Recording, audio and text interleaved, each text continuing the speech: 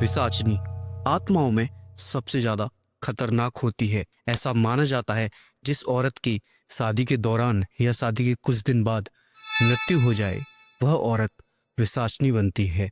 और जो पिशाचिनी होती है वो अपना बदला लेकर ही रहती है, और जो इंसान इसके आसपास भी दिखाई देता है वो उसे खत्म कर देती है। सो गाइस, स्वागत है आपका आज के एक और नए एपिसोड में, जहां पर हम राजस्थान के एक विसाना गांव की बात करेंगे, जो कि आज भी एक श्रापित गांव माना जाता है। और आपके पास भी आपका कोई ऐसा एक्सपीरियंस है, मैंने इस वीडियो के डिस्क्रिप्शन में एक जीमेल आईडी दी है, वहां पर आप उसे बेझिझक शेयर कर सकते हो। सो ये बात है 1993 की, जब राजस्थान के विसाना गांव में एक ज्योति नाम की लड़की अपने माता पिता के साथ रहती थी। ज्योति दिखने में काफी खूबसूरत थी और उसके सौंदर्य की तारीफ उसका पूरा गांव करता था। ज्योति के पापा एक मजदूर आदमी थे। वह अक्सर गांव के बड़े किसानों के यहाँ पर मजदूरी करने जाया करते थे, और ज्योति अक्सर अपने पापा को खेतों पर खाना देने जाया करती थी। एक दिन की बात थी, ज्योति अपने पापा को एक बड़े जमींदार के खेत पर, जो कि उसके पापा वहां पर मजदूरी कर रहे थे, दोपहर के समय खाना देने गई थी। तभी पहली बार ज्योति को जमींदार के बड़े बेटे राजेश ने देखा, जिसे देखने के बाद वह ज्योति पर मोहित हो गया, उसे अपना दिल दे बैठा। लेकिन डर के कारण उसने ज्योति से कुछ भी नहीं कहा और ज्योति खाना देकर वापस आ गई। अब अगले दिन राजेश ज्योति से मिलने के कारण बिना काम के ही खेत पर पहुंच गया, जहां पर ज्योति के पापा पहले से ही काम कर रहे थे। तो ज्योति को खुश करने के लिए उसने ज्योति के पापा से काम बहुत ही कम कराया और ज्योति के पापा की बहुत ज़्यादा तारीफ करने लगा।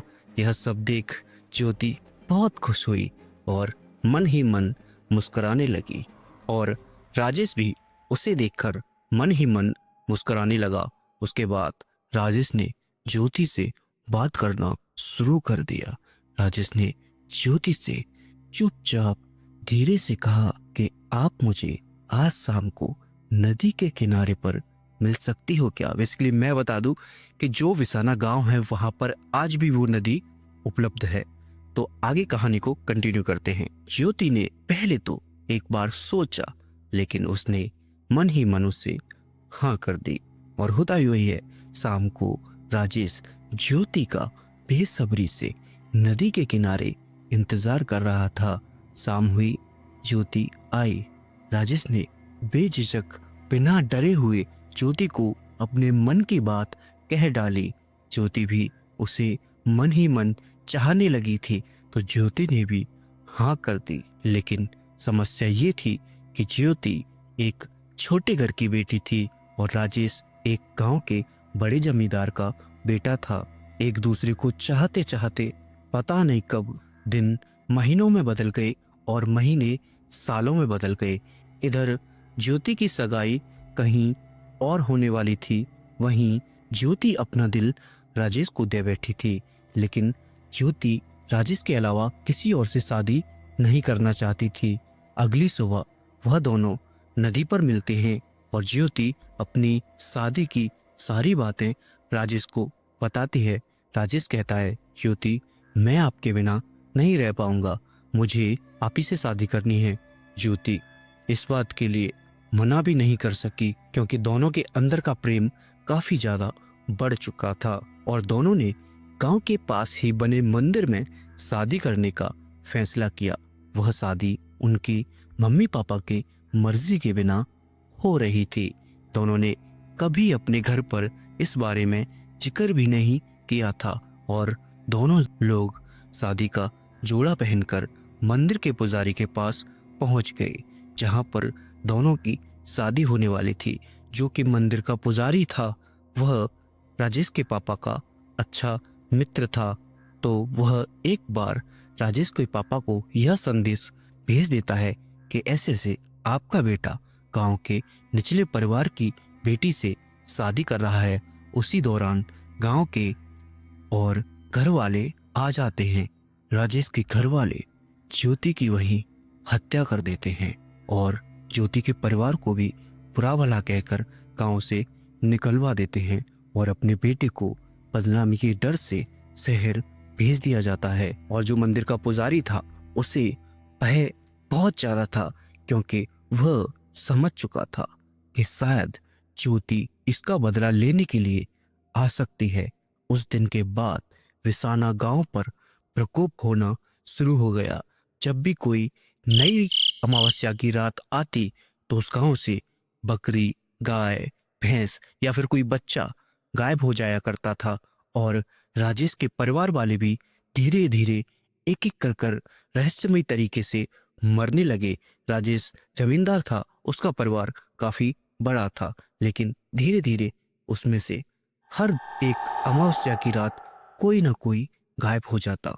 यह बात उस पुजारी को अच्छे से समझ में आ रही थी, लेकिन आखिर वो कर भी क्या सकता था। उसे भय था कहीं यह विसाचनी मेरे साथ गलत न कर दे। उसी दौरान एक अमावस्या की रात खत्म हुई थी और उसी विसाना गांव में से एक बच्चा गायब हुआ था, लेकिन उससे अगले दिन एक रागिनी नाम की 16 साल की बच्ची उसी गांव में अपनी गर्मियों की छुट्टी मनाने ननिहाल घूमने आई थी, जो कि बेसिकली गर्मियों में स्कूल वगैरह बंद होते जैसे अभी के टाइम पे, उसी तरह से मनाने आई थी। रागिनी बहुत ही प्यारी क्यूट सी बच्ची थी, लेकिन उसके साथ साथ वह बाकी लोगों से डिफरेंट थी। रागिनी का मानना था कि वह भूत प्रेत आत्माओं इनको देख सकती है। उसे यह चीजें महसूस हो जाती थी। कहीं अकेले में होती थी तो उसे यह चीजें दिखाई देती थी। ऐसे बहुत सारे लोग हालांकि पड़े हैं उस दुनिया में, और ऐसे ही रागिनी थी।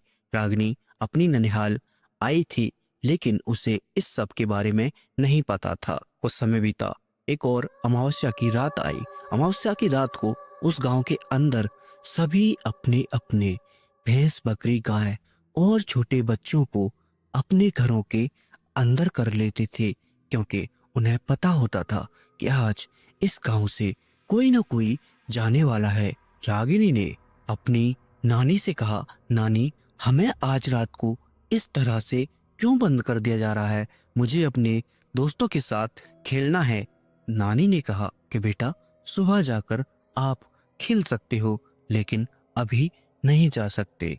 रागिनी बेचैन थी, वह खिड़की के किनारे जाकर बैठ गई। तभी उसने आधी रात में देखा कि एक औरत गांव में से निकल के जा रही है। रात के समय दरअसल वह कोई औरत नहीं थी, बल्कि एक पिशाचनी थी, और रागिनी ने उसे अच्छी तरह से देख लिया था, लेकिन उसने किसी से कुछ नहीं कहा, क्योंकि रागिनी ने पहली बार किसी आत्मा को नहीं देखा था। वह पहले भी कई बार कई आत्माओं को देख चुकी थी, और इस बार उस गांव में से एक ग्वापाल की कई सारी गाय गायब हो चुकी थी, और नई सुबह फिर वही हुआ जैसे हर अमावस्या की रात से अगले सुबह होता था।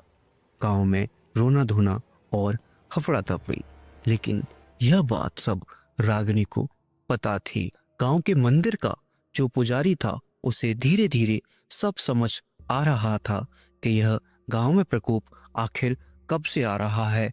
तो उसने गांव में एक काली की महापूजा का आयोजन करने की बात की, और सभी गांव वाले इस चीज के लिए राजी हो गए। उन्हें तो बस इस मुसीबत से बचना था। अगली अमावस्या की रात आने वाली थी। गांव में महापूजा की जोरों शोरों से तैयारी की गई, जहां पर सभी गांव वाले एकत्र होकर उसी पूजा में लगे हुए थे। वहीं पर रागिनी गांव से गायब हो चुकी थी, और गांव की जो पूजा का कार्यक्रम था वह मंदिर के आसपास था, लेकिन नदी जो गांव की थी वह गांव से थोड़ा हट के थी। सभी लोग पूजा में व्यस्त थे, लेकिन रागिनी के ननिहाल वालों को उसके मामा जी और उसके नानी जी, इन्हें काफी चिंता थी कि आखिर रागिनी इस समय कहाँ गायब है। कुछ लोग पूजा में बिजी थे तो कुछ लोग रागिनी को ढूंढने गांव से बाहर निकले। उन्हें लगा कि पूजा भी संपन्न होने वाली है, लेकिन यह समस्या हमारे गांव से कब खत्म होगी। अभी सभी लोग रागिनी को इधर उधर ढूंढ रहे थे। अभी जिसमें से कुछ लोग नदी के किनारे पहुंच गए, जहां पर उसके मामा जी भी उसमें उपस्थित थे। तभी उन्होंने देखा कि नदी में से बाहर एक बच्ची निकल के आ रही है, जो कि रागिनी थी।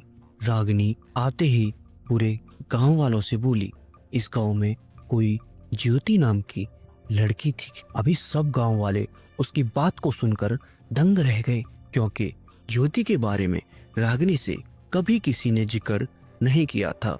और रागिनी ने बताया वह ज्योति से मिलकर आई है, और उसने कहा कि ज्योति का कहना है कि इसी गांव के लोगों ने उसकी बेरहमी से मारकर हत्या कर दी थी। और इधर राजेश का पूरा परिवार ज्योति ने धीरे धीरे खत्म कर दिया था, लेकिन राजेश का आज भी कोई अता पता नहीं था। उसने कहा है कि अगर वह यह पूजा कार्यक्रम के बाद इसी जगह पर मेरी श्रद्धांजलि दें तो मुझे मुक्ति मिल जाएगी।